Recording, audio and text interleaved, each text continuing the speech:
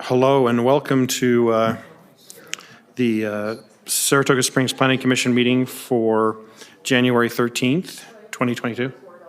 Yes, I got both of them. I got record on both of them. Did you need me to wait? No. Okay. Yes, we got record on both of them. So I think, do we need a minute on the password for the Wi-Fi? Yeah, keep going. Okay. I'll give us a minute. You know, I'll go through and state our New Year's resolutions. Well, that's not on the agenda.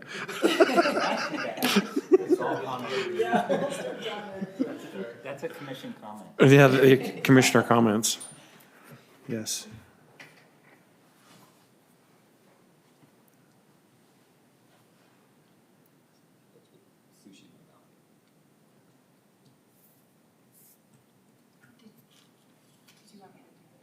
Yes, we're going to wait. I'll announce. I'm giving them a minute and then I'll announce for the pledge.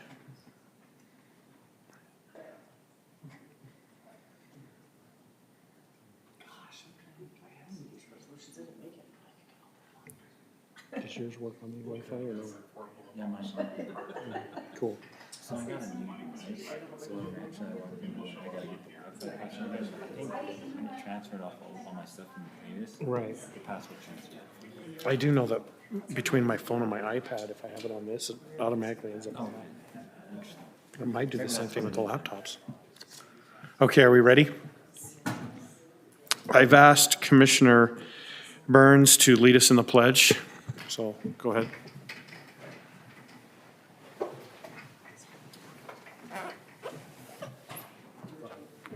I pledge allegiance to the flag of the United States of America and to the republic for which it stands, one nation, under God, indivisible, with liberty and justice for all.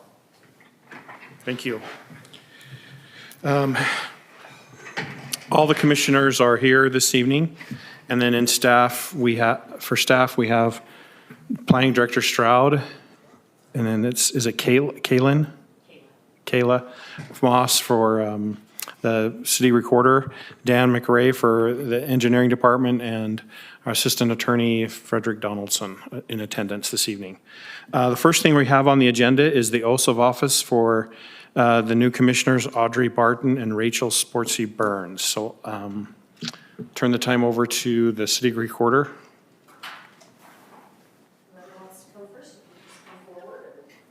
You do.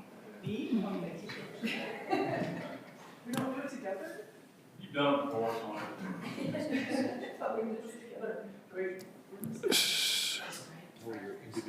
That's great. That's great. Okay, if you'll raise your right hand and repeat after me. I state your name. Audrey Barton, Having been appointed to the position of Planning Commissioner, having been appointed to the position of Planning Commissioner, do solemnly swear or affirm do solemnly swear or affirm that I will support, obey, and defend that I will support, obey, and defend the Constitution of the United States the Constitution of the United States and the Constitution of the State of Utah, and the Constitution of the State of Utah, and that I will discharge my duties and that I will discharge my duties of my office of my office with fidelity. with fidelity. Congratulations. Sign this for me. Oh, sorry.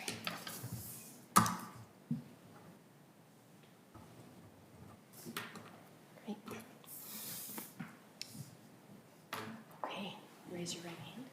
I state your name, I, Rachel Sprosty Burns, having been appointed to the position of Planning Commissioner, having been appointed to the position of Planning Commissioner, do solemnly swear or affirm do solemnly swear or affirm that I will support, obey, and defend that I will support, obey, and defend the Constitution of the United States the Constitution of the United States and the Constitution of the State of Utah, and the Constitution of the State of Utah, and that I will discharge the duties of my office and that I will discharge the duties of my office with fidelity. with fidelity. Congratulations. Thank you and congratulations, both of you.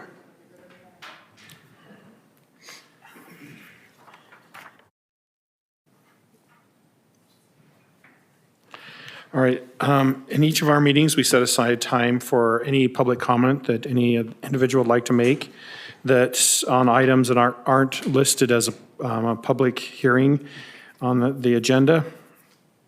So if there's anybody who would like to make comment, the mic is open. Please limit your comments to 3 minutes.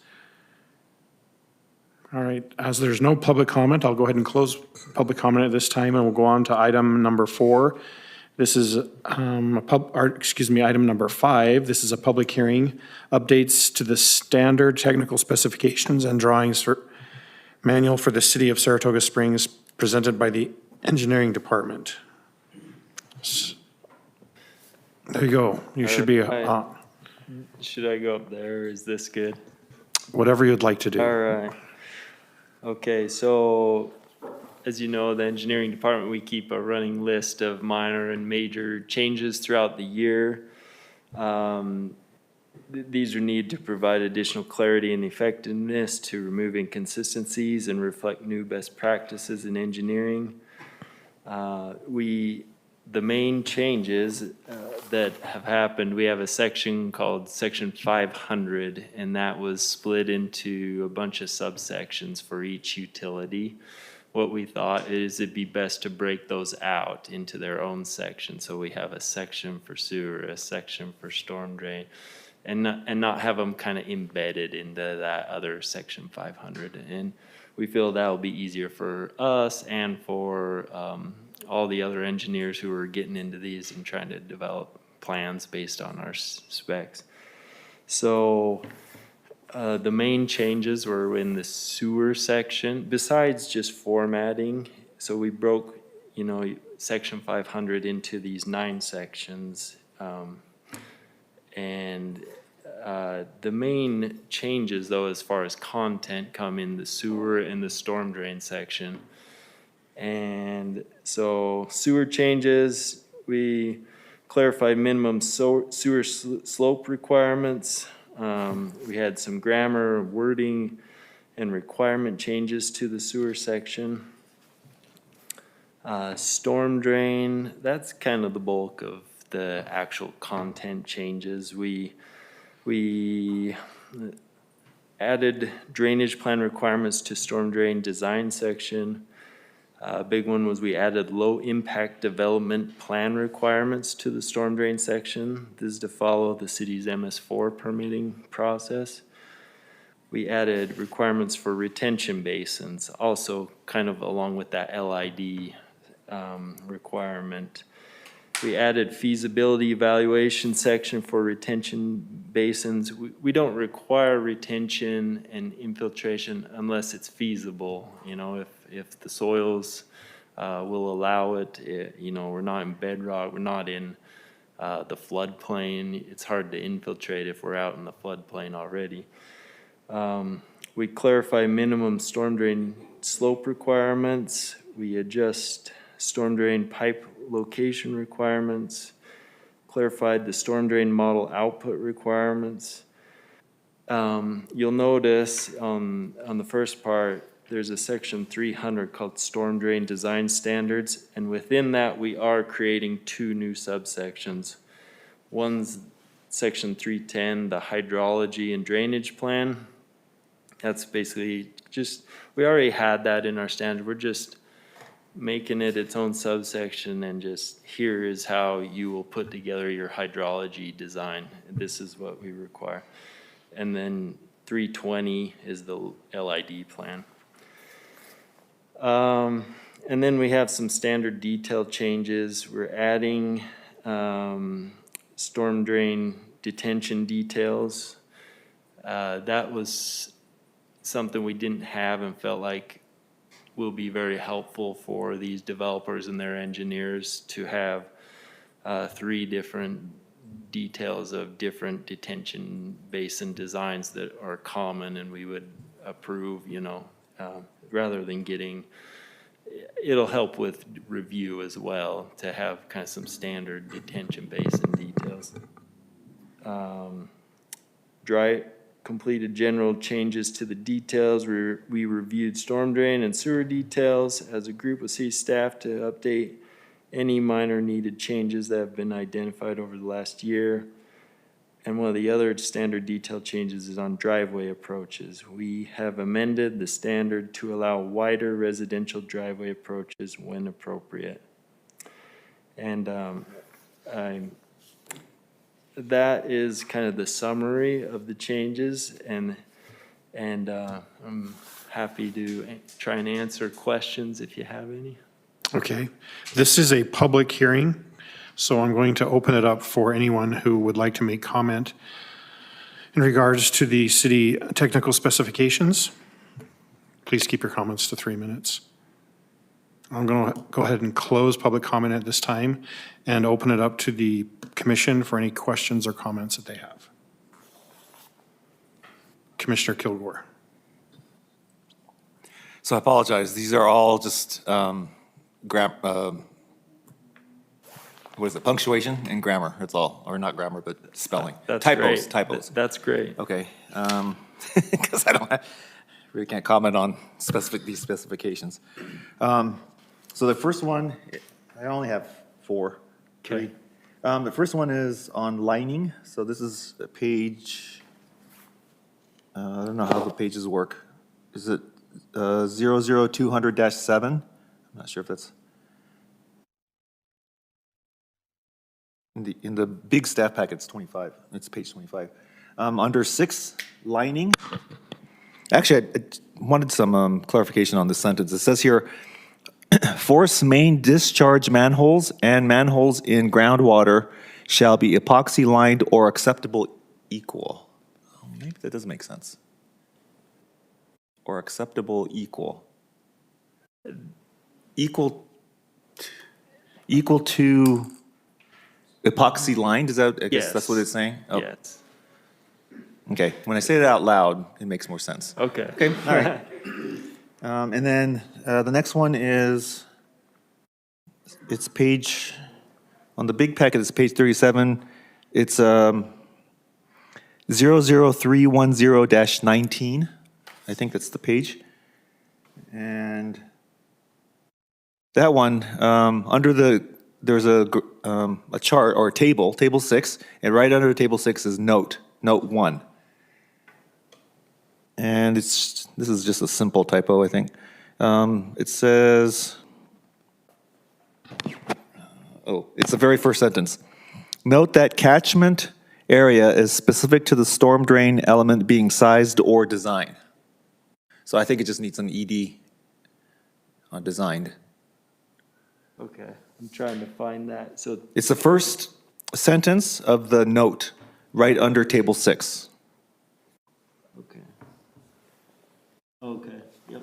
Got Mm. it. So, say it one more time, please. Sorry. Yeah, so the very end of it says, to the storm drain element being sized or designed. So it should probably have designed. Okay. Yep. And then the last issue, page 40, or this one doesn't have a page number on it. It's section, it looks like it's a new section, that's why. Section 00320, low impact development LID plan. Okay. Okay, and on part 1, section B, paragraph 5, it says, it's the very last sentence. This individual is considered qualified if they are licensed in the state of Utah as a professional geologist of a professional engineer. Probably or. In my version, it says or.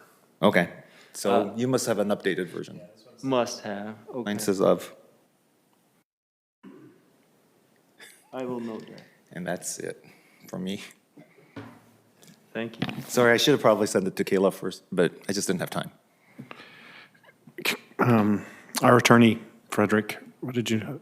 I just need to make a note that this exhibit has changed since the time that it was put in your packets. because of legal review, we only got it pretty late last week, and so we haven't had a chance to really go through this as much as we needed to, and so there have been some additional changes, and I just wanted to point that out. The version you're seeing may be slightly different from the most current version. Okay, thanks. Commissioner Anderson. Just a quick question on process. Do we do this, our engineering, as we modify standards or whatever in the code, is this on a just as needs basis? We'll bring it in when and if we want to make a change, or is this something we batch, or it's once a quarter, or it's once a year? I think, What's the cadence, or is there one? you know, kind of as I mentioned in the beginning, we do keep kind of a running, as things come up through the daily work load and stuff, we will notice things and we'll note those. And then we don't bring it to planning commission every time there's some, we will keep kind of a running tally, and then when it gets big enough, but there's those, so I don't know how often you'll get those brought before you, maybe 2 times a year, I would say, from what I remember with Gordon Minor. But then generally, like this same date, a year ago, we did have big standard spec changes. And so it seems to be, when I talked with Nikki, the city recorder, deputy city recorder, she said, yeah, we're doing kind of the same thing exactly a year ago for the same meeting. So I think that's my best understanding, is bigger changes at the beginning of the year and then some smaller changes Got a it. couple times throughout the year. Great, thanks. Yeah. Is that all you had? Commissioner Yeah, yep. Anderson. Thank you. Commissioner Ryan. I was just going to make a quick comment on Commissioner Anderson's question, just interacting on the other side of things. It's what Dan explained is actually better than not. Like if it was a constant change and you're trying to keep up with it from like the contracting community, then it becomes really cumbersome and not as effective. So as long as it's not something substantive or drastic, it's much better to more so just have like either a biannual or annual review and then an update and kind of drop it all at once. And then that way it's much easier on the construction community. Commissioner McConkey. So if there's some revisions, is this something that we can forward a positive recommendation tonight if we're not sure what the revisions are? Good question. This is an item that was brought forward by the city engineer. So I think that what you're reviewing is the document that is in your packets. And so if you're comfortable with that, you can put forward a recommendation. And then the city council can make a comparison between the Correct. latest and greatest and this one? Yes. Okay. I do have some questions. Out of curiosity, would you mind explaining the stormwater retention feasibility requirements? Is this for residential and commercial? And what's the intent? Is it just to minimize the stormwater flow to the lake through the systems? Yeah, so that kind of goes with our city's MS4 permit that we're required to follow per the state and is in effect here.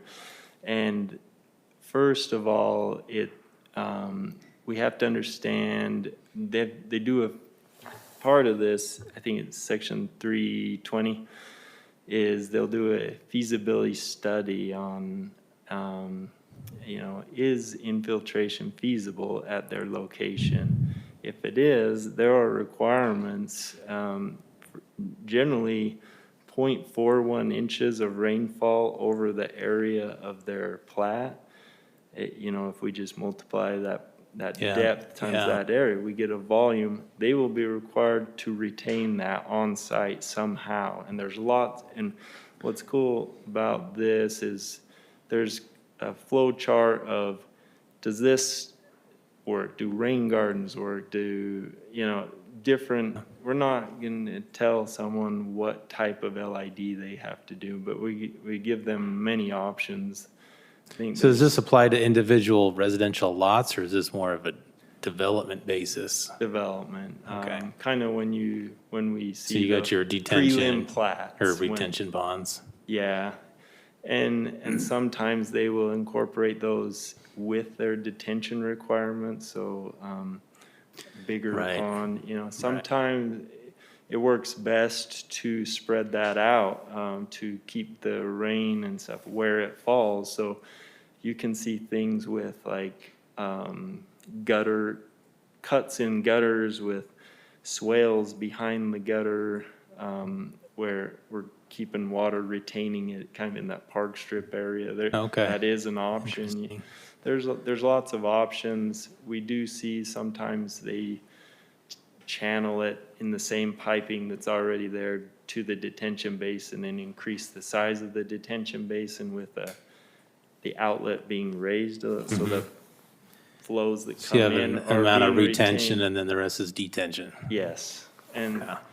and so it does apply to residential and commercial, yeah, Okay, based on if it's feasible first. right. We're out. If you have a high water table, it's not gonna do any good. Yeah, if we're out in so- the floodplain, North Shore, we're not gonna be able to infiltrate much out there, so, yeah. Thank you. Yep. On page 20 in the packet, it's 2.1A1E.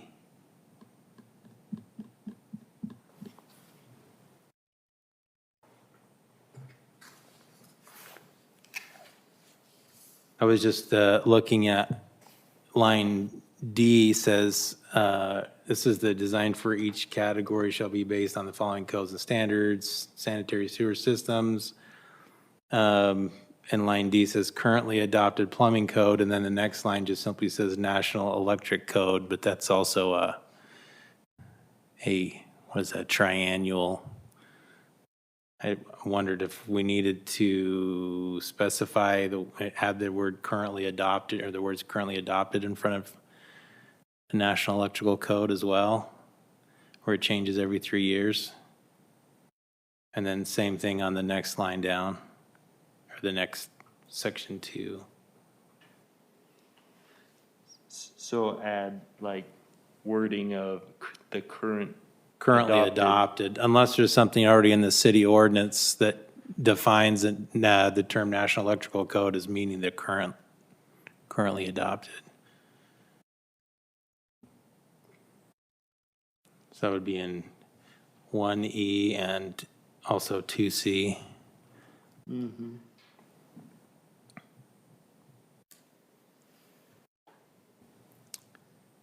Okay. And then on page 31 in the packet,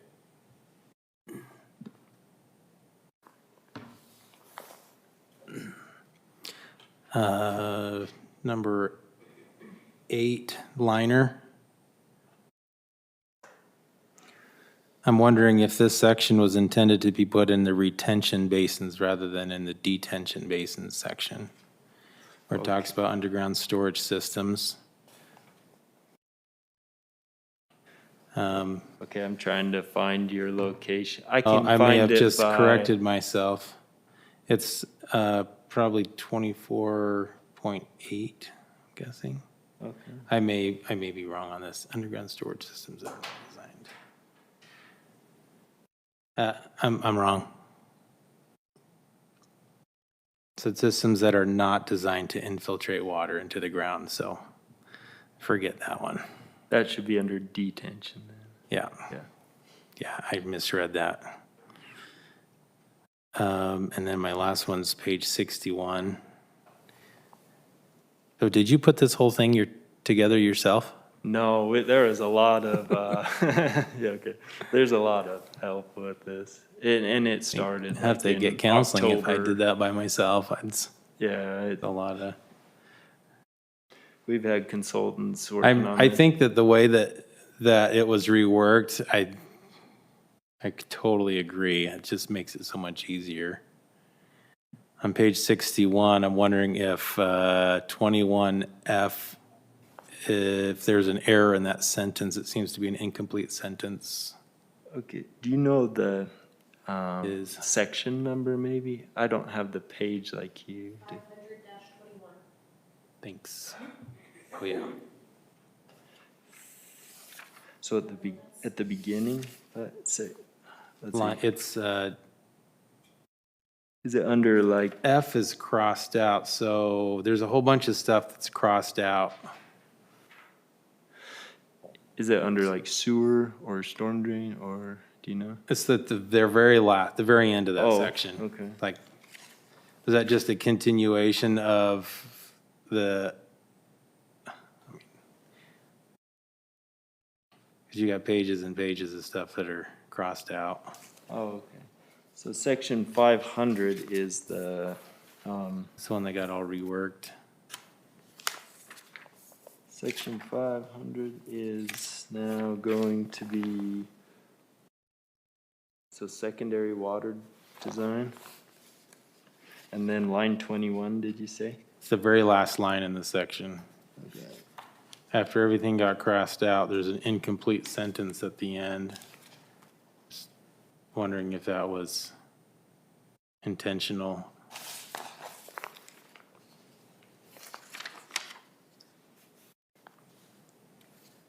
Is it the one that says of pipe joints? Yes. Okay, yeah. and Yeah. Of pipe joint shall be, okay. Yep. Was that intended to be crossed out as well?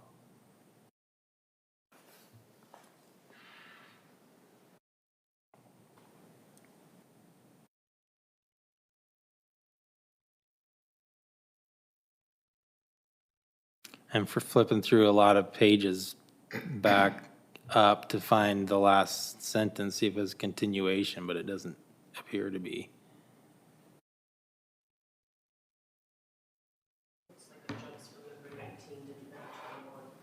Yeah.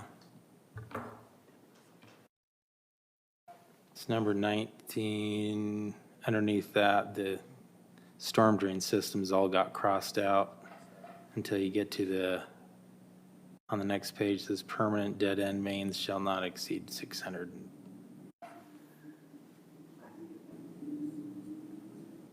I wonder if that was supposed to get crossed out too. Yeah, I think it was. I will check on that. That's a good. Okay, call. we're just making a recommendation tonight anyway, so. Yeah, okay. That's all. Thank you. Thank you, Commissioner McConkey. I had one, it's not so much,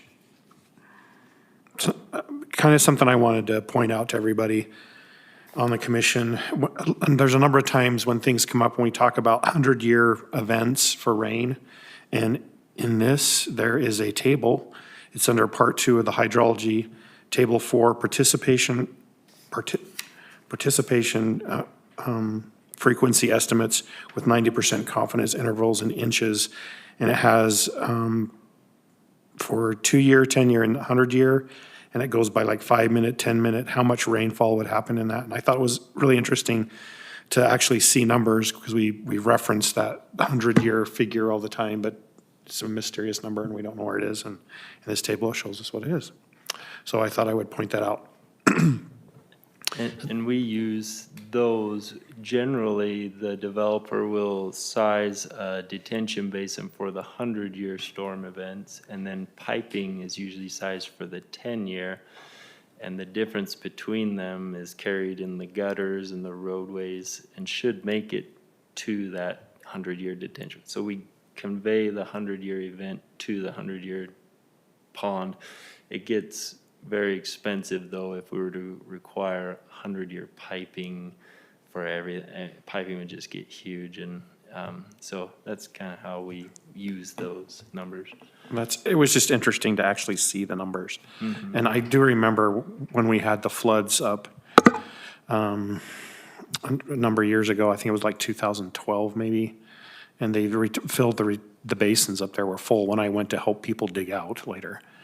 Those were all full. All right, at this time, I'll go ahead and open up for a motion. I move to forward a positive recommendation to the city council regarding these proposed revisions to the city's standard technical specifications and drawings as outlined in the staff report. Second. We have a motion from Commissioner Kilgore and a second from Commissioner Anderson. Do I have a question on the motion? I have a question. Are we including what the recommendations items that we brought up as part of the recommendations? That was my intent, so I thought it would be automatic since you brought that up and no one objected, but I'll add that if it needs that clarification. Is the second okay with that? Yeah. Okay. All in favor, say aye. Aye. Any opposed, say nay. That passes. Congratulations, Dan. Great work. Yes. All right, the next item, item number 6, is a business item for the Glenwood Events Center site plan located at 2421 North Stagecoach Drive. Robert Crockett as the applicant, and this is presented by Planning Director David Stroud. So go ahead.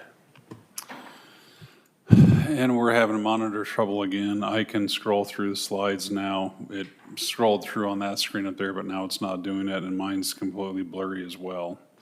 So I'll do as best I can. This is a site plan for a conservatory, Glenwood Conservatory. The Planning Commission is the land use authority for the site plan. This will be up on 2400 or so North Stagecoach Drive. The property identified there in the green, currently in the RC zone. Currently under the plat process as well. It's the hub subdivision. The hub has not been recorded yet. So one of the conditions of approval is that building permits cannot be taken out until the plat is recorded.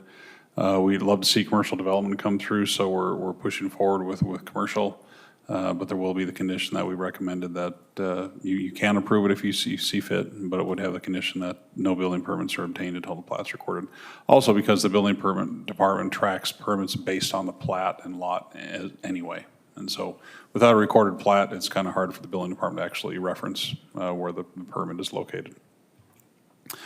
The site and landscape plan you see here, the first is the landscape plan. It's obviously a lot, you'll see in the two drawings, it's a lot easier to actually see the details of how the site actually lays out. With the landscape plan, they are occupying a lot across Stagecoach for parking as well. And then they will construct parking on site. It's a 9,000 square foot building. Does require the stalls, however, they are requesting a reduction of 2 stalls, which they've already reduced the building. Initially they were, I want to say it was, and they can correct me, the applicant, if you want to come up at the table there. I think I had it in staff report, 11,000 square feet or so on the initial building. That's been now reduced to 9. 10.5. 10.5, okay. And so they are actually, to get the parking, to get the landscaping required, landscape islands in the parking, to keep a 9,000 square foot building, they're short 2 parking stalls. And so they're asking for a reduction of the parking, which is at less than 1% reduction in parking. And I do have the code outlined in your staff report, how you can look at that. Staff has looked at it that, it's fairly insignificant when we're talking less than 1%. If someone's coming in, hey, we want to reduce by 20 stalls, that would be a big red flag. We can look at that based on other uses that are proposed to go around here. The use to the west is slated to be a carpet store. When you look at typical uses of a conservatory or reception center, nights and weekends typically where other parking stalls will be available, there will be a cross parking easement on the plat as well. And so as staff has looked at it, we don't see any issue with 2 stalls short on the parking. The site plan you've got in your staff report as well. With the landscape plan, again, the landscape plan is easier to kind of see the overall construction of the site. Lighting, have carriage lights. They are full cutoff. There will be some some recessed lights as well. And the canopy, the dumpsters included, meets the standards for dumpster enclosures. And then the elevations, go through those. They do meet the minimum percentages for materials. They also do show that the mechanical equipment will be on the roof, will be recessed inside a pit. That may not be the technical term, but it's up there out of sight within the roof line itself. And so staff recommends approval. Again, the discussion of the parking deviations, we can have that conversation if you like, based on what's in your text and your staff report. But again, we do feel with only 2 stalls, there will be other additional parking available at peak times for this type of use. And so staff does not have a problem with a parking reduction of less than 1%. And so staff does recommend approval. And again, you are the land use authority. Okay, the applicant, would you state your name for the record and address? And the business address is fine. I'm Christy Crockett. This is my husband, Okay. Robert Crockett. Robert Crockett, business address 2421 North Stagecoach. Okay. Do you have anything you guys would like to add to the presentation? Yes, a couple things. First of all, thanks. This is great. It's good to see you all. We've been at this for a couple of years, so we're super excited. I wanted to let you know, David, I signed yesterday the plat with notary, so plat should have been submitted yesterday, so if it hasn't made it across, but anyway, everything was recorded on that. Anything else we need to? No, like you said, this has been in the works pre-COVID for a while. I currently run my own floral business and have been an event planner for a few years. And so this was something that has always been a dream of ours, and somebody approached us and was willing to invest. And we're confident that this will be something that will really kind of bring the community together, because beyond just events, you think weddings, we'd also like to, really host events that will bring the community together, art shows and such like that, so. Sounds great. It looks like you guys have a lot of enthusiasm for this project. That's kind of nice to see. And it's also nice to see the people that are actually going to be doing it. Sometimes we have engineers and other building representatives, but it's nice to see the actual people. Yeah, we're owner-operator. I'm a business person myself, so I'll be running operations, but she's the artist. She's the one that's the planner and does a really good job, so we're excited. It's been hard. So when people say, "Oh, I have always wanted to have an event center," well, good luck. It's hard. It is not easy, but we know it'll be worth it. Okay. I'll go ahead and turn this over to the commission for comments and questions. This is Cal, our civil engineer. Okay. Probably know. How do you do? Commissioner Barton, you're first at bat. Mine is not, I don't really have any questions. I just want to say how excited I am for something like this. So just a brief little story. I think it was over Thanksgiving weekend. I was down in Parowan, Utah, where my family lives, and my sister was putting on an art show with local artists, and it was amazing. And so I think we need more of that kind of stuff. We really do, like community stuff like you guys are talking about. I don't know, just I'm so excited you guys stuck with it. And you're still willing to do it. I know it's with COVID and stuff, it's been crazy for everybody to do this kind of stuff, but you're still here. Thank you for still being willing to do this, because we need it. When we had our meeting at Talon's Cove, it was such a nice facility, and I'm like, man, we could use some of this stuff. And I've been to weddings there, and I've been to banquets and stuff like that from the school and that kind of thing, and it's just a fantastic facility. So to have something else available, I mean, we're not small anymore here, and so to have something else available for, I mean, my kids are getting married aged kids and stuff like that, right? And so just have a facility, and again, art shows and community events, just to bring everybody together. I love that. So thank you for sticking with it. Thank you. Yeah, we knew Talon's Cove was about the only show. Yeah, there's no in place town, else. and- Yeah, yeah. and other than Thanksgiving Point. Right. So I love that. I hope we get to do all that kind of stuff. That'll be great. So thank you. Awesome. Thank you. Commissioner McConkey and then Commissioner Kilgore.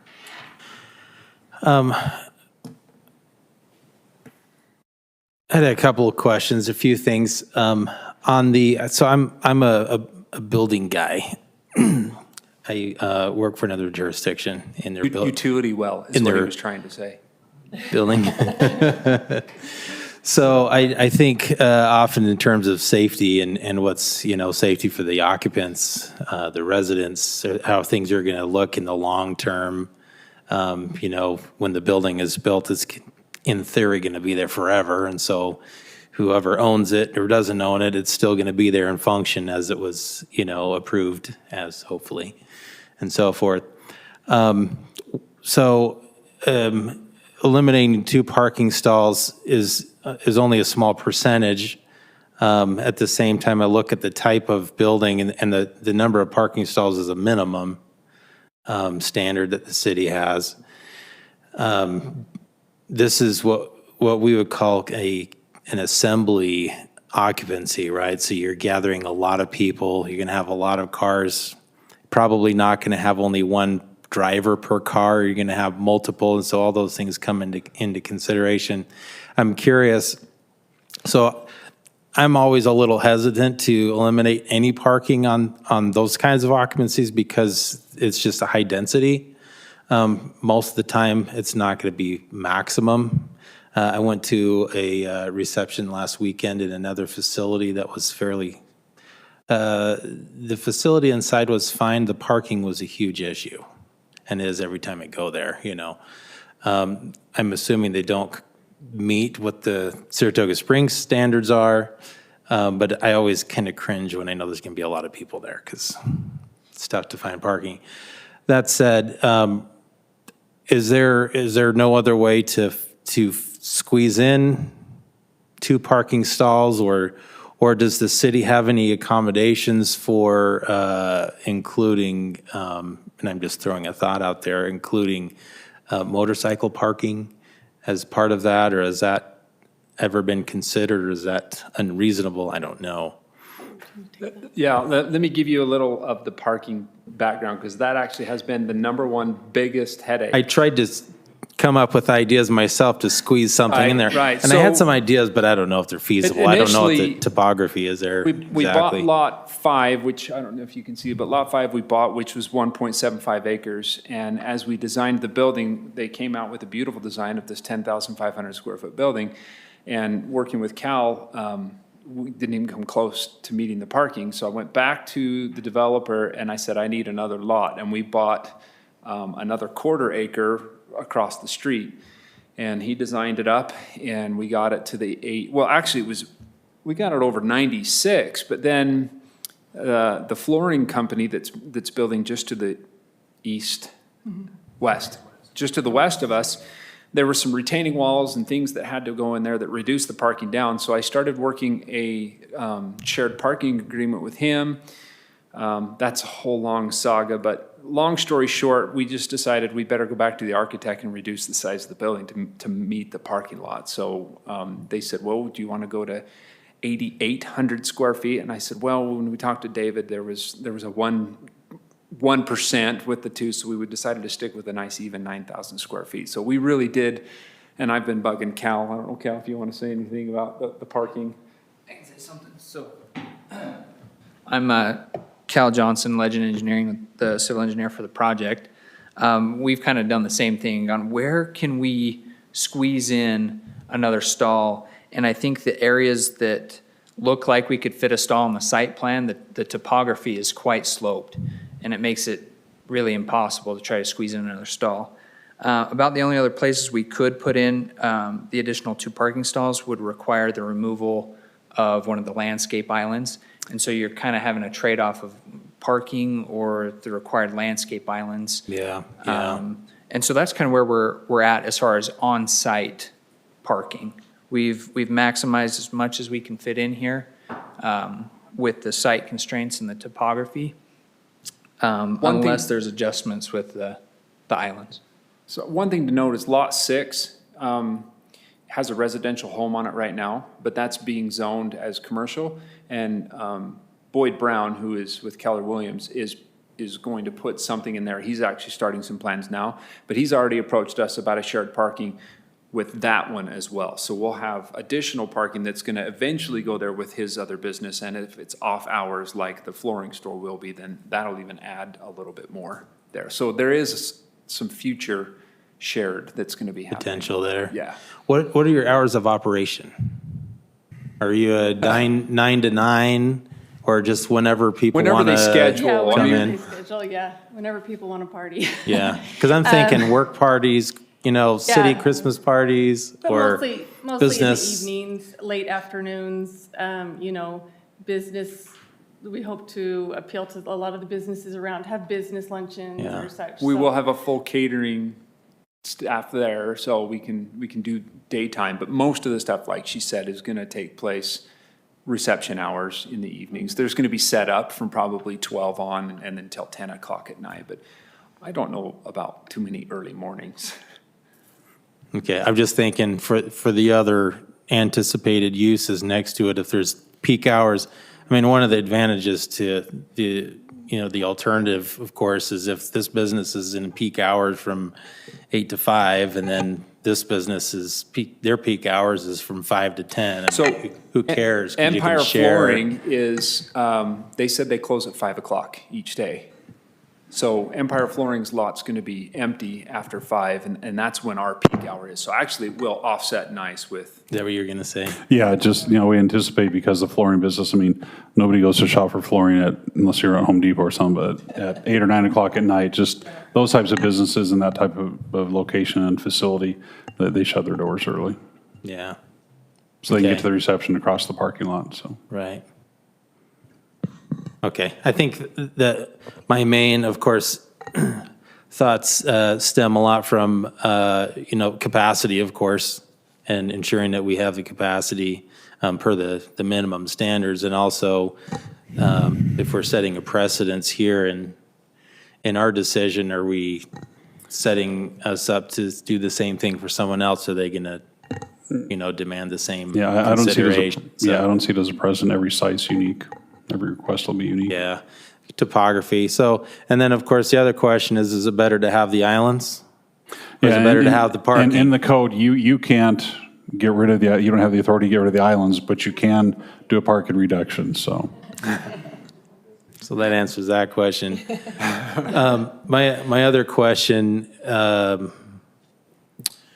has to do with the traffic study. Just wondering if the staff could explain more about the traffic study findings and the recommendations in there and how this is impacting the next 5 years. I'd have to let engineering answer that. That's their world, not mine. Yeah, so the engineer from the city who worked on this was not able to be here today. So, and I do know about this area because this traffic study is actually coming not from Glenwood Event Center. He put in here the study that was done for the hub, the commercial subdivision, and that makes sense. And what we have out there, I think how things improve, what's happening is the roadway that comes off Redwood Road down to Glenwood Event Center is a master plan collector roadway. So right now, if you go out there, it looks like a little lane, and that's getting widened to a 77-foot right-of-way. One lane each direction with the two-way left turn lane in the middle, And what's good about that as well is Lehigh has been developing on their side of the canal, bringing that road up to the canal. Between the hub and the project south of it called Northern Frontier. Right now, that roadway that Glenwood and the hub need is actually in Northern Frontier's plans.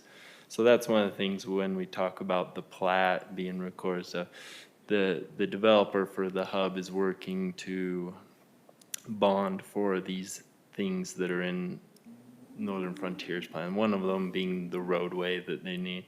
We didn't know who was coming first or whatever. It just so happens that the hub is ahead of Northern Frontier. The hub needs 2400 north, that collector roadway, so that they're working with that, and that will be built, and that'll be a connection from Redwood. I think it goes to 2300 west in Lehigh across the canal, and we don't have many roadways crossing that canal, so that helps. And then it talks in the traffic study about a future signal at that Redwood Road, this same intersection basically. That would be, based on warrants and UDOT, because it's the state road there. Yeah. We do foresee, and that is in our master plan. UDOT is aware of that, and especially with what may be coming on the other side of that intersection. So we're talking the west side of Redwood Road. you know, we foresee that becoming a signalized intersection at some point in the future, and it may not be Eventually. very far out, you know? Especially with the collector roadway, we don't, how much Lehigh may be crossing that, yeah, I don't know, but. So we don't know the time frame of crossing the canal, is that, Oh, crossing the canal, we do know is happening, so. is that gonna be part of this development right here? Yeah, 2400 north, that collector attaches at Redwood Road, comes east down to the canal and just gets to the other side of the canal. And then we've talked with Lehigh's engineering team, the city engineer, not the city engineer, Ross Dinsdale, and he's informed us that they have the plans for a development that is currently being built up to that canal. So it'll connect. That road's almost done, up to Is the it? canal. I tell you what, not that has a lot of bearing on decisions tonight, but that makes me feel a lot better. I'm just, you know, turning left off of that road onto Redwood Road is sketchy, of course, and hate to see what we've already seen in some, you know, but anyway. Yeah. I appreciate that. That answers my question, so thanks. And that's one of the reasons we liked that lot, because there's several ways to access it. That's fantastic. Should, you know, 5 o'clock happen. Yeah. That's all. Thanks. Thank you, Commissioner McConkey. Commissioner Kilgore. So I echo Commissioner Barton's comments about welcoming your business to Saratoga Springs. Thank you. We're going to inter my mother in March, her ashes in San Diego. And we're looking all over for a place where we get about 35 people to come together. And I thought, well, if this were Saratoga Springs, there's really only one place we could do that. And so I'm so glad that we're getting more options, and thank you for considering us. This process is administrative, and I always ask, just for the record, are you willing to comply by the conditions found in the staff packet? Are you willing to comply with the conditions in the staff packet? Yeah. Yeah. Okay, great. So you mentioned the shared parking agreement, and it's been a challenge. I was going to ask, is there a shared parking agreement? Because that's one of the things that was brought up in the staff packet, is that's one possible way to just make this issue go away. We drafted one and gave it to the owner that's building the Empire Flooring. He has not agreed to sign it at this point, which is why we reduced our building size, so that we didn't have to rely on him in order to move forward. All right. So. Well, that's great. Thank you for being flexible. Yeah. Has the directional sign proposal been corrected for compliance? I guess that was brought up in the staff packet. Correct. We weren't going to, we were talking with David, but we did get that corrected just a few days ago. So. Yeah, and just for the record, you are not looking at the signs. We have them in your packet, so you can get an idea of what's going to go there. But actually, we'd run that through as a separate permit. That's just a staff level approval through a sign permit. Okay. And building permit. Building looks at it too as well. Okay, great. Yeah. Terrific. And again, because this is administrative, I'm just making sure that, we have all the code compliance. And then, will the exterior tile veneer be a minimum half-inch thickness? Yeah, we double-checked the installation with the supplier, and with installation, it will be the correct depth that it needs to be. So. Terrific. Yeah, no problems there. Okay, that's great. And that's it for me. Thank you, Commissioner Kilgore. Any other comments or questions from the commission? Commissioner Ryan. Thank you, Mr. Chair. I just wanted to commend the applicants. Thank you for bringing something unique to the city, and appreciate your work, and appreciate your demonstrated willingness to compromise a little bit and to work around some of the parameters of the piece that you're looking at. So thanks for that. It's always hard when we're looking at deviations and trying to figure out what's best. I feel fairly comfortable with this, however, though, because of the criteria that have been set forth, and I feel like we're right in line with the criteria that's laid out to where we can make some exceptions like this. And overall, 2 spaces, 1%, I feel is fair, given the accommodations that you're trying to make and what you're trying to bring to the city, and knowing that we're not, to Commissioner McConkey's comments, which I appreciated, where we're setting a precedent or trying to do something that might get us into a corner elsewhere. I feel like when we have these criteria laid out, and most of these are met, where it's off hours or off peak, and there looks like there's a possible, maybe not possible agreement with shared parking, at least hours-wise, it looks like it'll work out just fine. So I'm excited for that, and just wanted to say thank you for bringing something unique to the city and an opportunity for us to grow in a different way. Thank you, Mr. Chair. Thank you. Awesome. Thank you, Commissioner Ryan. Commissioner Kilgore. Actually, I want to ask staff, so if there isn't a shared parking agreement with another property owner, but after hours, people park there, on that other property owner's parking, is that ever going to be a problem with the city, or? Yeah, you get this use there. I mean, you got to figure that people are going to park where there's a parking stall. Yeah. And looking at the plat, I believe there's already a cross parking easement anyway. You look at the base on the lot line configuration as it is, it goes through parking stalls. So technically, someone's going to be could be parked on two different lots. It's just the nature of that use, and if there's available parking at night, if the carpet store is going to be closed, people are obviously going to park there. Okay. Yeah, because. More of a legality, isn't it? Just making sure that legally everything is right set up, I guess. Yeah, because Saratoga Springs doesn't have the best history as far as having enough parking for some of the commercial developments, and that's why it is a concern. But yeah, for all the reasons that Commissioner Ryan brought up, with all and McConkey's, that's why I'm okay with it. But I was wondering about the legal issues. Okay, I will entertain a motion at this time. I move to approve the proposed site plan of Glenwood Conservatory in the RC zone at 2429 and 2438 North Stagecoach Drive, with all the findings and conditions as found in the staff report. I'll second. I have a motion from Commissioner Anderson and a second from Commissioner Ryan. Do we have a question on the motion? All in favor say aye. Aye. Any opposed say nay. Congratulations. Welcome to the city. Congratulations. I just got chills, guys. Thank you. Wow, it's awesome. Thank you. We look forward to working with you Okay, guys. so next item is the approval of the minutes. Has everyone had the opportunity to review the minutes? Do we have any corrections we need to turn into the city recorder at this time? Commissioner McConkey. I have a request of clarification on lines 56 to 57.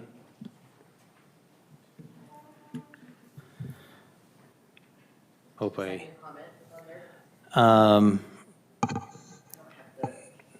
you don't, okay. I'm looking it up here right now. It is, oh yes, it is of my comments, and I gotta get on the right page here. Yeah, because it says Commissioner McConkey felt his requests for additional architectural features and update the typo on the international code was a good idea, and that was not the intent of my comment that I made. I'm wondering if we can, because I voted nay on that, it was not based on a good idea. It was based on a lack, my feeling it was a lack of compliance with the city ordinance requiring a balance of architectural features along the back side, which is visible to the public.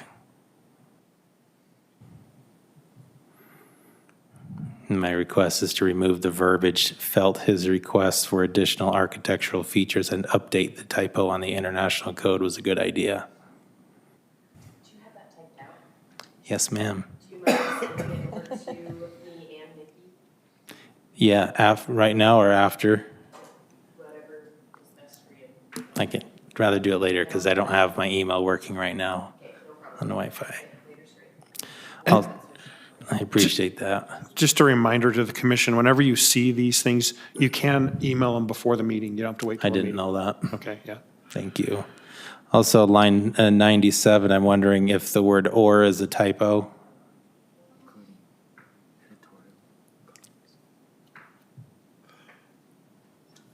What does the paragraph start out with? Sorry. I'm pulling it up here. Of course, I focused on my comments because that's what I care most about, so I didn't look at everybody else's.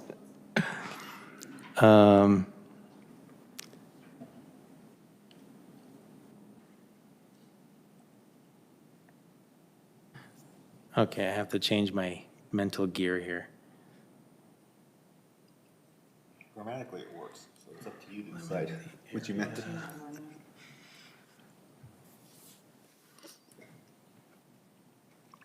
Okay, I'm going to leave that one alone. I can't even make sense of it, so that's all. Thanks.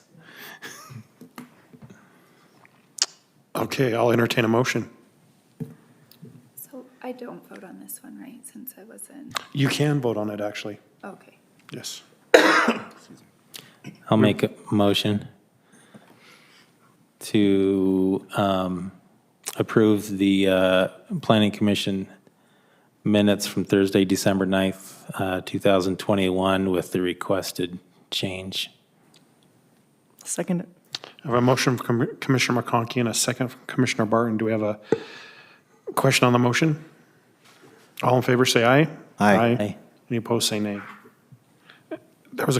Just wanted to make a note. It was some time ago when we only had 4 people in attendance, and we decided at that meeting that even though one of the 4 of us was not at the meeting, that they could vote, so we could have a majority Quorum, yeah. on that. That's why we did it. Okay, the next item is reports of action. Yeah, no reports of action tonight. Okay, so next is commissioner comments. Just like to welcome Commissioner Sportsy Burns for her first meeting, official meeting. I'm going to say this, I said this before when I first became the vice chair, that we had a big group of new people at work that came on board. I think it was Commissioner Wagstaff, Commissioner Barton, and Commissioner Ryan. And one of the things I said was, I want you to feel free that you can be opposed to whatever we're saying. You have my permission to disagree with me or anybody else. And I've always wanted to make sure that we have an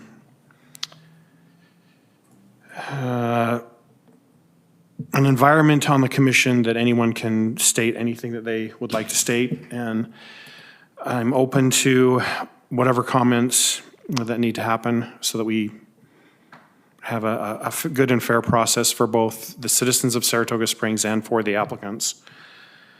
So there's probably times when I let people talk more than they should, but I feel it's important that they get their say in.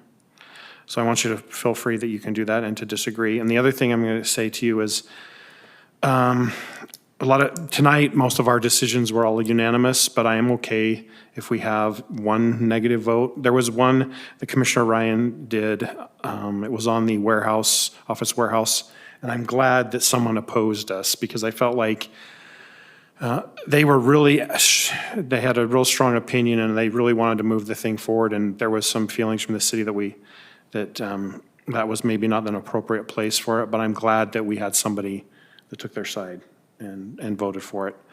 So don't ever feel bad. There was one vote that I did years ago when I was first on the commission that I thought I should have voted against it.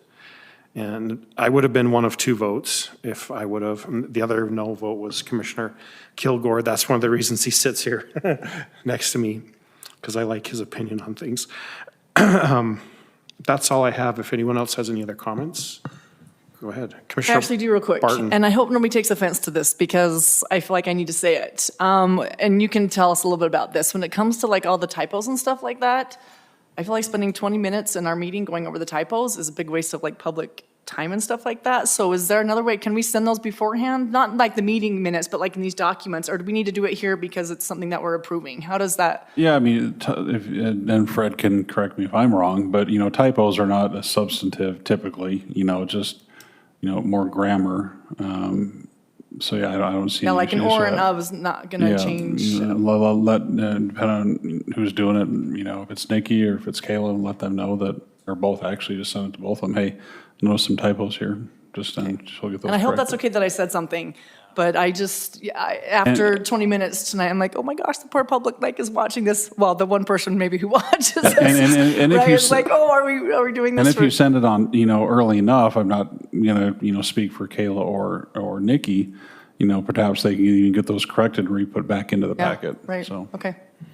Okay, thanks. I don't know, again, I hope I didn't offend anybody with that or anything like that, but I feel like it's maybe some time that we could be using wiser then. So maybe I'll ask the city attorney to make a comment on typos. Are they, Yeah, I would just caution that if it's something substantive, you do want to bring that up. Right. And you do want to make sure, and so, you Like know, clarification of a phrase or something like that, I think would be important, right? Correct. Like if a word would Yeah. change the meaning of the whole thing.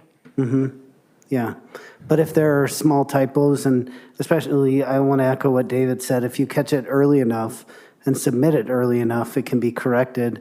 In the and packet. And in the packet and replaced, so. But I know that that's not always possible to review things ahead of time. I even find myself behind the 8 ball on that at times, so.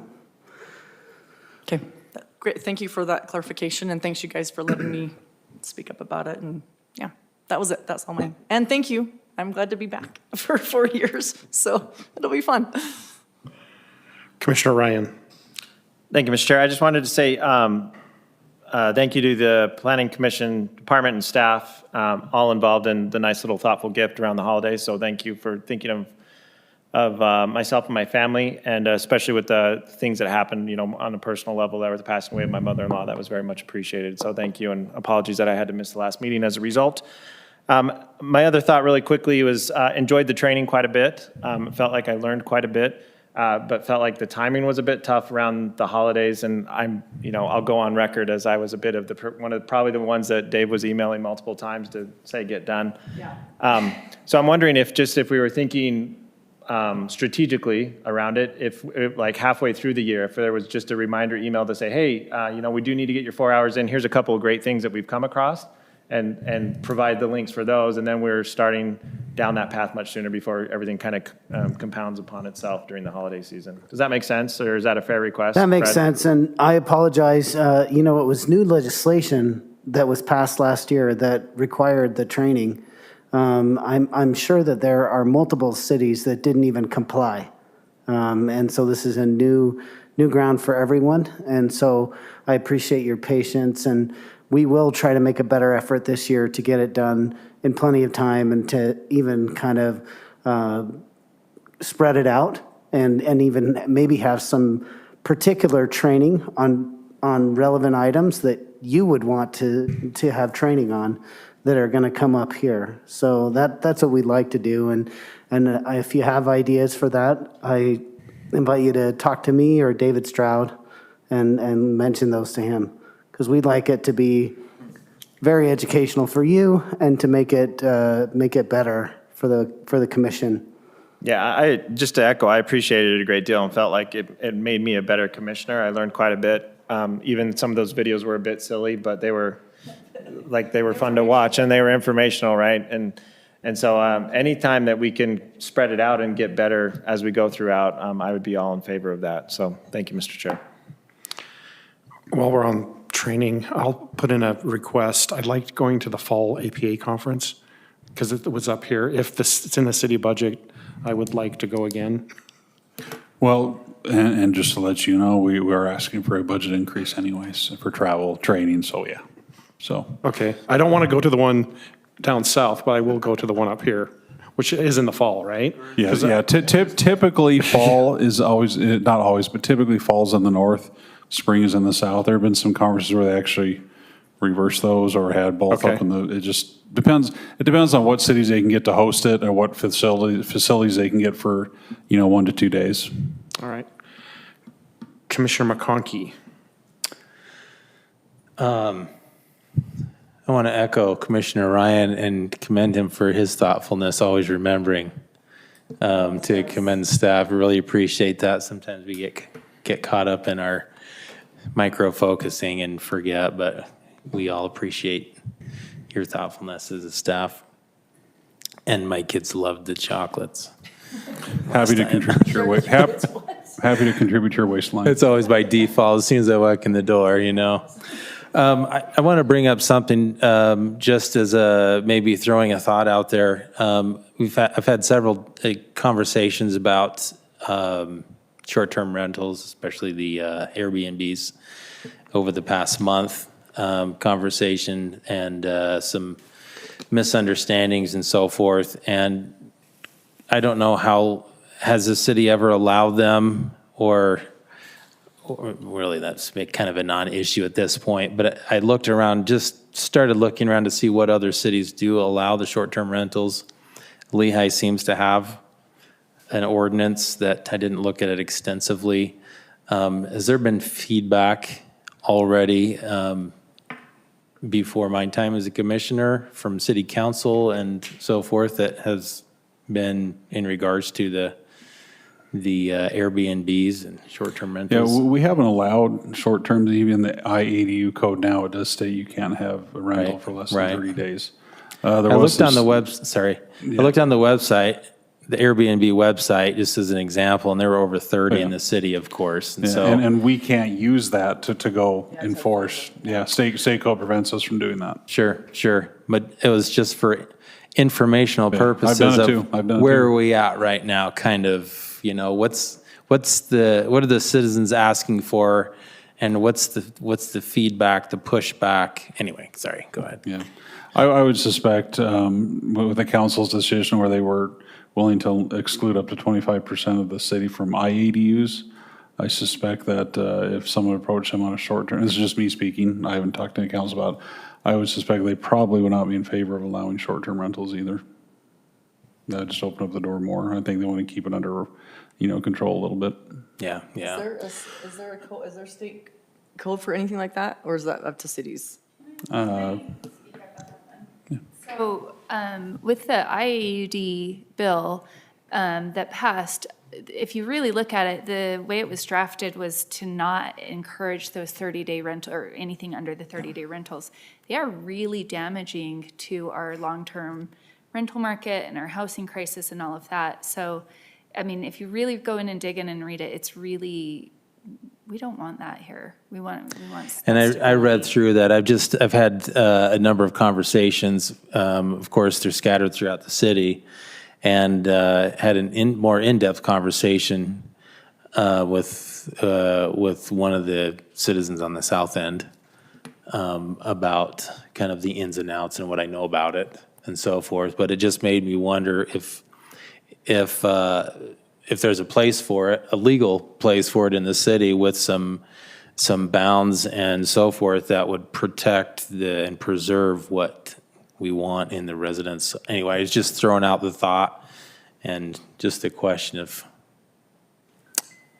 if that would be something, generally speaking, if the residents would be okay with, opposed to, open to, with some bounds and some protections and so forth for the adjacent residents and so forth. But Yeah, I think once we see how the IADU pans out and how it works in the city, certainly we could look at other options at some point. Sure. And at any point, any of the residents can propose anything. Oh, absolutely, yeah. In fact, I've told several, they can come to city council or planning commission and If you wanted to. propose something or something. Commissioner Sportsy Burns, you had yours. Oh. It's your go. Sprosty. So like sorry. Frosty the Snowman, but with S kind of in front, like Sorry. Sprosty. I do. So I saw in that training, there was a lot of reference to this ground rules book, and I don't know if y'all have gotten it. Have any of y'all gotten it? It's trash. So that was it. Is there other handbooks that are available that anyone knows about that are maybe not so? In the past, the league has put out a book. I'm trying to remember the title. It's been 20 years since I have a copy buried somewhere, but I know there's a handbook that the league put out for planning commissioners. I think it was maybe their land use 101. What they now, go onto video, but I know there are some league resources there. Okay. That'd be great to have like a list of something, right? Or a few Yeah. things that I love that. Yeah. This is just written very, like they didn't want to make a commitment on what to do or not do. That sounds like a government publication. Sorry. If the commission would like, I could send some links to some resources, some land use resources. That'd be awesome. Yeah, that would be great. Yeah. We do have some trainings that we've over the years collected in the city attorney's office. So I can put together something and send out an email. Commissioner, I also wanted to mention about short-term rentals. The legislature is likely to take that up. During this session, yeah. Potentially this session. There was a bill introduced last year, but it didn't pass, but it is likely to come up on the Hill. So I just want to let you know. Opposition to or in favor of? It was in opposition to municipalities restricting short-term rentals. Oh, Opposition to municipalities restricting, okay. Yes. so we wouldn't be allowed to restrict them, is that what Yeah. the bill was? Libertas what- is pushing. That is what the bill was, yes. Okay. Interesting. Commissioner Kilgore, your turn. Yeah, I think, good point about the short-term rentals. If Saratoga Springs does become more of like, I mean, in order to draw customers more of a resort type, oriented, it makes sense to have that since we don't have hotels, and we have the temple, depending on if the beach is developed on the lake, all the bike lane, the mountain biking and all that, and the ATVs and all that stuff. So, I mean, why not? At least the cities that I've visited that do have a lot of Airbnbs, usually they're, San Francisco, places that are resorts or places that are destinations, yeah. So, I mean, at least to consider. If residents don't want it, that makes sense, but at least to consider it. So I think that's a good idea. And I stand admonished about the, about your code. No, but it's well-deserved. Right, it's well-deserved, and, yeah, and. I'm sorry. No, because it was code, that's why I thought at least I would Yeah, so bring it I didn't up. know, what Fred was saying, if this is, and if it changes the sentence, Well, the and meaning of it. None of the ones that I brought up had ambiguous meaning. It was purely purely typo, that's all it was. So therefore, it was not a good, spending of time. But if it were just a site plan or something like that, I wouldn't have brought it up. I don't look at grammar for those kinds of things, but for title, since it's And that makes in total perpetuity. sense, and it sounds like Fred we need to if it's something that's like that, so. But, in all honesty, it's just because I just didn't have time to send it to you. I would have otherwise, so. It was just a thought, I'm sorry. No problem. Not at all. And that's it. Okay, thanks. Next item is director's report. Just a few things. Regard to training, thank you. We tried to get that going earlier in the year, but by the time we got, if schedules could coordinate, whether it could be an online training like we done for city-wide training, or approaching the league to actually come and do training like it done in the past, by the time we got final answers on that, it got towards the end of the year. So thank you for actually doing that. It worked out because Commissioner Burns had to jump into it anyway, so you're right along there with her. But we'll certainly start that earlier next year and get that required training in. Next week at City Council, we're having a work session on several code changes. Just to let you know what they are, and you're obviously more than welcome to attend as well to listen. Scooters, you go to other cities, you see the scooters on the sidewalks and whatnot, you can rent and go somewhere and drop off. Have not seen any parked here in the city. I know some people said they have seen a few here and there, but we don't have any ordinance that deals with that, so we're proposing a scooter ordinance. We are looking at the food truck ordinance to expand the possibilities for food trucks, when and where they can go. We're looking at a change to the home occupation ordinance as far as parking of, for instance, like a trailer for home occupations. Right now, the code says if you have a vehicle, it's not a passenger vehicle, just say a trailer. Say you're a contractor, you have a trailer with your tools. By code, you have to park them in your garage right now. We looked at it, kind of doesn't make sense to us, where if I'm your neighbor, I could park a 40-foot fifth wheel there next to my house if I wanted to and be completely fine. That's kind of the approach we're taking, so we'll present that. Ultimately it'll come through you obviously too, but that'll go to the council for that work session. What's that? Next Tuesday. County offices, the counties, of course, the rezone that you recall on the county property, that's on hold right now because initially they wanted office warehouse. Of course, with the council getting rid of office warehouse, that's now office warehouse off the table. County's not in any hurry. They're more than welcome to wait to see what code we do come up with. We're also going to propose, perhaps the IC zone, the institutional civic zone, would work for the county, and we would make a change to put in specific county offices. 'Cause right now, we have a city, land use for city offices, city facilities. We do the same for county offices, but we would specify no water treatment, no waste treatment as well. And then temporary vax clinics as a temporary use. Probably aren't going away, those probably aren't going away anytime soon. Technically, we don't have a use for those due to the public health and safety. It's going on right now in the Smiths parking lot twice a week, but we'll get that codified in the code. I'm sure they're going to be around for the foreseeable future, so we'll have those as well. The temporary vax or health clinics. You know, a lot of cities have them set up now. I've seen. I drove down into Payson a few days ago, and there's a line probably 60 cars long on the back highway there. If you're familiar where the back highway going from Salem to Payson, 60 or 70 cars, not even in the parking lot, on the highway, waiting to get in. Assuming, I think it was probably for either testing and or vax. But anyway, that would go in there as a temporary use under the code. Just received word today. For those of you that may have trouble sleeping at night, if you want to pull up HB 95 and take a look at that, that could be something big that comes out where there's a proposed bill that would prohibit cities from actually enacting minimum landscaping standards in relation to grass for homes. And so that just came to my attention today. Don't know where it's going to go, but if you want to, it's actually a quick bill. It's actually not very long, maybe a page. But I thought that was kind of interesting, so that's one that we now received word of that's going to work its way through the system. Other bills, if we ever come to light on something, we'll certainly let you know. Just because it's kind of interesting to see what the hundreds of bills that go through. Obviously not everyone will pertain to Saratoga Springs, but those that are will certainly make you aware. You can have a read through those as well. The OW replacement zone.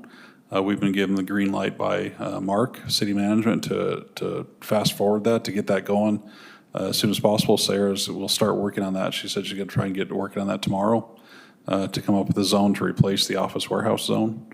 We're kind of thinking right now, we're toying with the idea of calling it heavy commercial. It may actually reflect a lot of those uses that are in there, but we're thinking bulk standards, area standards, size standards. To proceed forward with that. But certainly the term office warehouse is not a zone, it's a building type. And so it's not a use. And so we're hopefully heavy commercial is probably what we're leaning towards for that. So hopefully these will be coming back to you soon to get those on the books for any future development. Awesome. Okay. Are we having a meeting on the 27th? No meeting on the 27th, so the next. I thought you said Closed session. Closed session. That's next. That's the next question. Yeah, we will have. So meeting on the 27th, no closed session. And right now we just have, as of this morning, there were just 2 plats on the next agenda. Okay. 2 preliminaries. And could I ask people to stay for a second so we can get a picture of everybody on the commission for the social media page?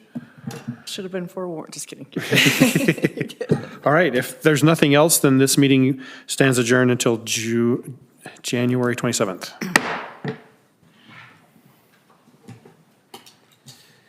Looks like this bill